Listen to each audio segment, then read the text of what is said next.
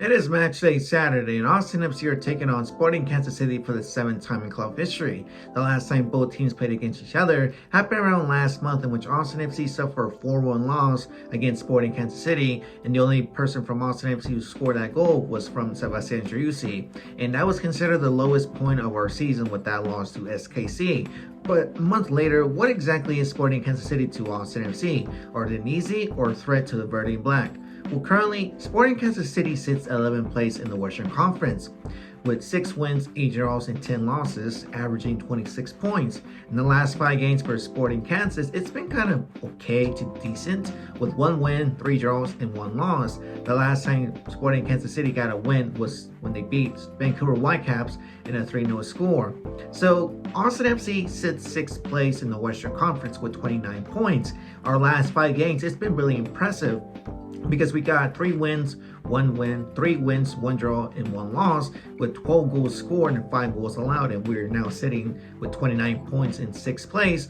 What the thing too about Sporting Kansas, they have 26, so between the two teams, it's a 3-point gap. So Austin FC have to take Sporting Kansas City really serious and not take off the gas off the pedal, because we're coming back after a 2 to 3 week-ish on the road and back at Q2, because we've been having good moments at Q2. Coming back, we're undefeated at Q2 with 2 wins, beating our in-state rivals FC Dallas and Houston Dynamo.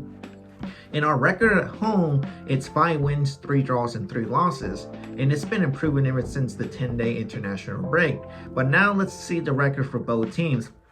For Austin FC and Sporting Kansas, this is their 7th game they're playing, with 6 games played before. Austin FC takes the most wins with 3, while Sporting Kansas have 2 wins. The last time both teams played at Q2 happened around August of 2022, in which Austin FC came back from a 3-1 deficit and pulled another comeback win, beating Sporting Kansas in a 4-3 score. The goal scorers from that match was John Gallagher, Julio Cascante, Danny Hosen, and surprise, Sebastian Driussi, who scored the game winner. And remember, he did that celebration, pull the t-shirt, pull the jersey, and did a whole messy celebration around Q2.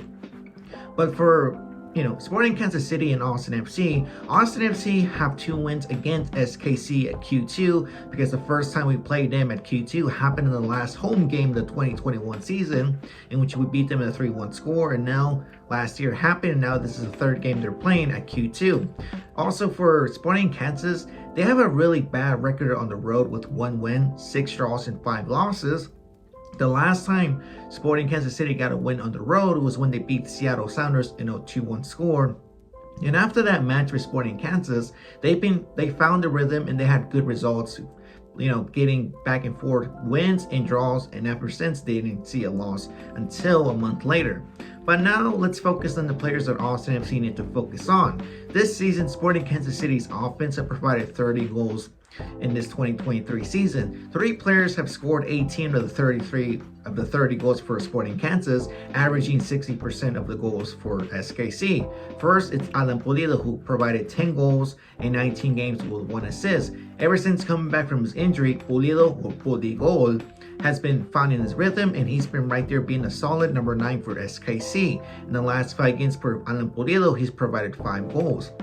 Then alongside the left side of the wing, it's his partner Daniel Chaloué. Chaloué has provided 5 goals with 2 assists in the last 24 games. He averages 82% of accurate passing rates. And on the right side of the flank, it's the Scottish player himself, Johnny Russell, with 3 goals, 2 assists in the last 16 games. He has provided 2 goals inside the box. When it comes to a 1-1 confrontation, still our defense had to be both mentally and physically prepared when Russell is inside the box. And these 3 players have averaged 18 goals out of the 30 goals, 60%, and they have a goal attribution of 23 goals, with 18 goals and 5 assists altogether. So what needs to happen for our defense? It's the thing too.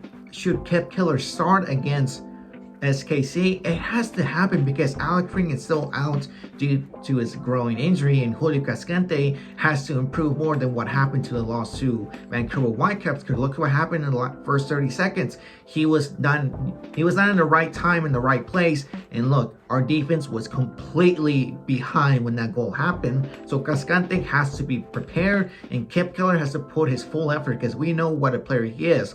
He's still young, but he gets easily pressured whenever he goes up against against any offensive team. Also, Danny Pereira is back, so we're going to be completely fine with him because without Danny against Vancouver Whitecaps, we were completely, as I would say, butt-ass naked. Joca Valencia had an okay game, and Owen Wolf didn't look good in that match. But with Danny Pereira, now let's talk to Austin FC's offense. Austin FC offense with Danny Pereira, he's going to probably push up front. We have to go full offense against Sporting Kansas City. Because this time, it's a question too, who's going to start on the right side of the wing or the midfield? Is it going to be Ethan Finlay or Ronnie Redis? Because Rigoni took the biggest fall of his career and probably got himself injured against Vancouver. So it might be this time give Ethan Finlay the start because we're probably going to see Ethan Finlay for a meantime until Rigoni is fully recovered from that fall he got. So Rigoni, Ethan Finlay on the right side, Fagundes on the left, and this time we rested Gyasi Zardes against Vancouver, and Zardes starts on the number 9, replacing Urruti, and obviously who has to be the number 10? Driussi, because now Driussi push up front with Owen Wolf. Maybe rest Owen Wolf because Owen Wolf has not been a good player ever since coming back from the Under-20 World Cup. So this time give Sofiane Deschamps a start with Danny Pereira, and let's see those three in the midfield push up to support our offense. Because now for SKC, they have allowed 34 goals this season. And remember too, they don't have a good record on the road with, let me remind you, it's 1 win, 6 draws, and 5 losses with 34 goals allowed. But they have 2 defenders who provide them to be sitting in 11th place. First, it is Daniel Rosero. He provides 89% of the passing rates. Then 83% successful dribbles. So when it comes to a 1-1 situation, Driussi against Rosero will win that situation, will win the dribble competition. Then 52 clearances, 31 in the air and 21 underground, and 26 interceptions. So for him, Daniel Rosero mostly focused on the offense as being a center back. Then Andreu Fontas, he's provided 71% of tackles he's won, 49 clearances, 21 underground, 21 on the air and 28 underground, and 22 interceptions with 90% of accurate passing rate. So for Andreu Fontas, he's mostly focused on the defense. So both combined, they have a good numbers of at least 101 clearances with SKC, but this is going to be a really tight match. I feel like Austin FC might get the important win back in Q2, make it 3 wins in a row at home. I would say 3-1 score for Austin FC, 2 goals from Driussi, and 1 goal from Gyasi Zardes, but it's going to be anybody's game here. Hope you guys understood this video. My name is Manel Mexen17. I'll be there today at Q2, and I'll catch you guys on the next one.